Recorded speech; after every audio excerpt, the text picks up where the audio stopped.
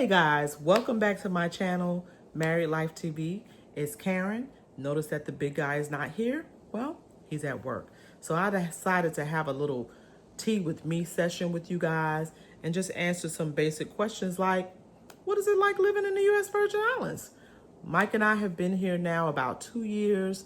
I came down after August 18th, which was my last chemo session. So I am cancer free. And I decided, you know what? I wanted to move somewhere where I could be stress free, And we decided to move back to his home, the U.S. Virgin Islands. So the first question is, what is it like living on an island? Well, for me, it's like being on a permanent vacation. Literally.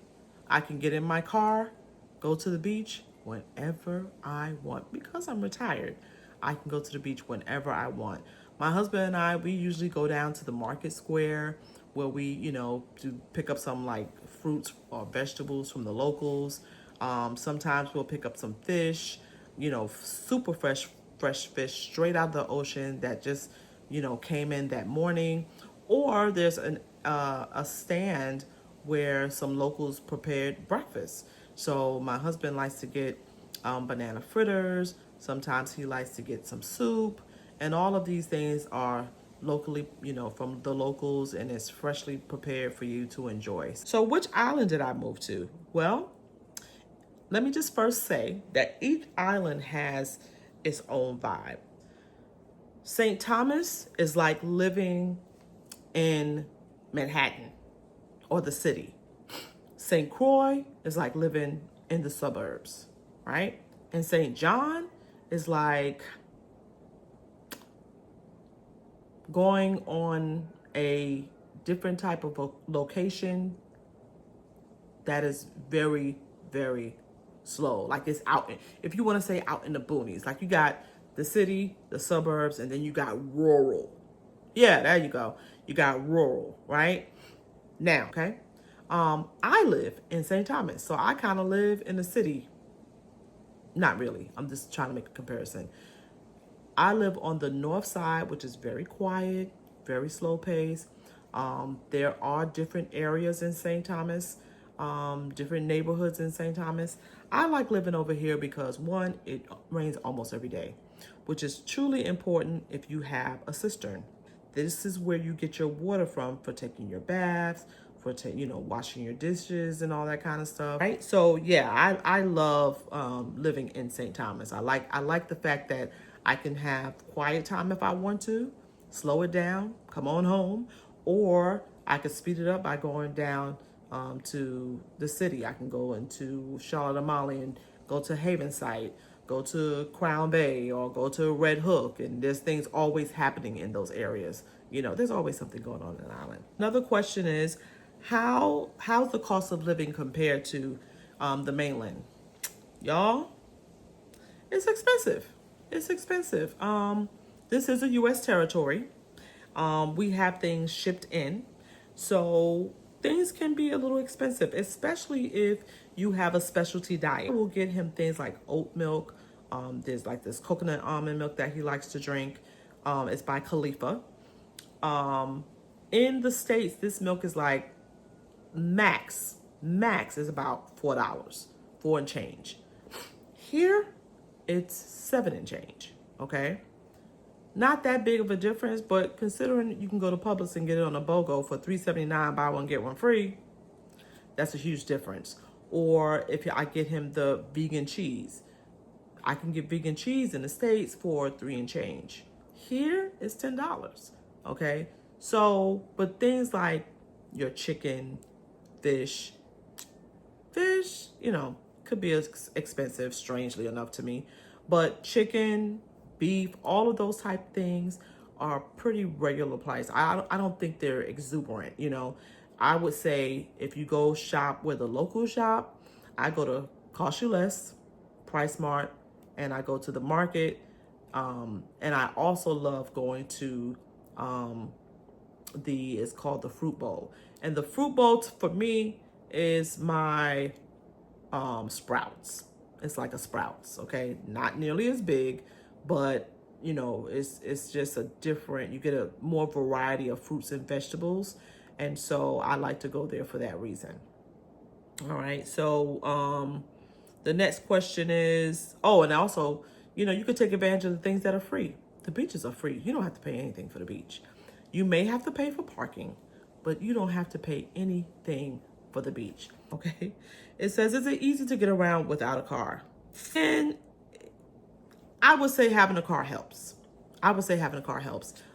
This is not, if you are not staying in town, if you don't have an Airbnb in town, or if you're not staying at Bluebeard's Castle, or if you're not staying at Frenchman's Reef, you're going to need a car, okay?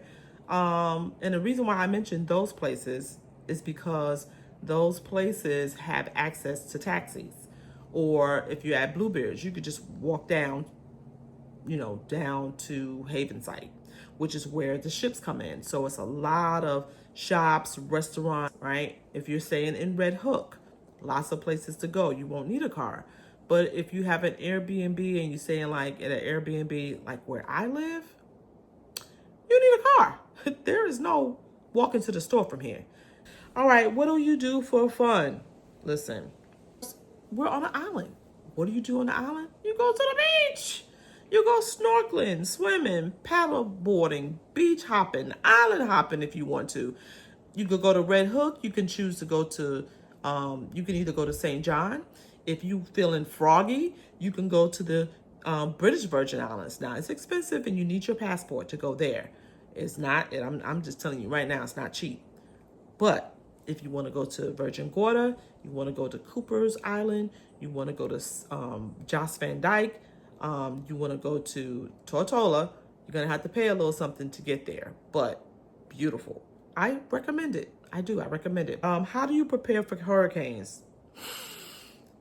The island takes hurricanes very seriously. You need to make sure you have flashlights, make sure you have non-perishables, make sure you have a weather radio so you can stay informed. Stock up on your essentials, water, canned goods, crackers, bread, peanut butter, jelly, things of that nature will go a long way, okay? Most of these homes are built to withstand storms.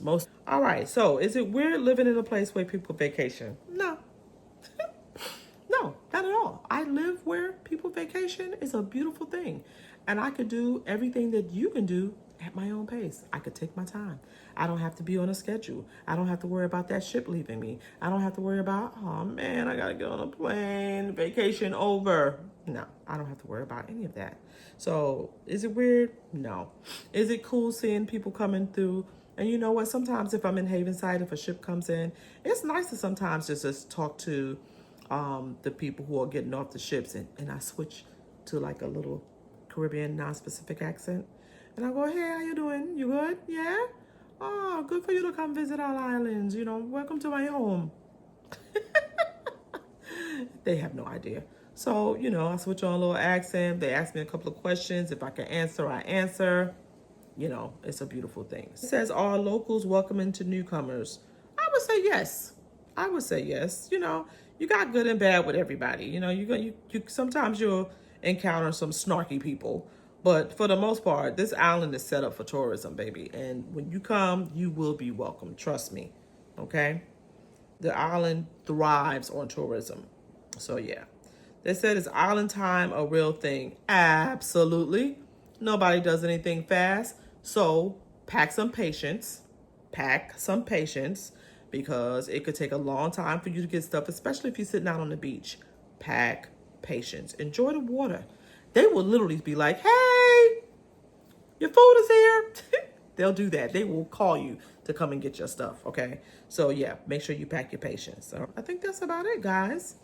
I think that's about all the questions. So if you have any more questions for me, please drop them in the chat, and I will get back to you to answer those questions. If you hung out with me for this long, thank you so much for hanging with me, with letting you know how my island living and what it's like. Please like, subscribe, and share. All right. Love you to life. Have an amazing day on purpose. Bye. Ciao for now.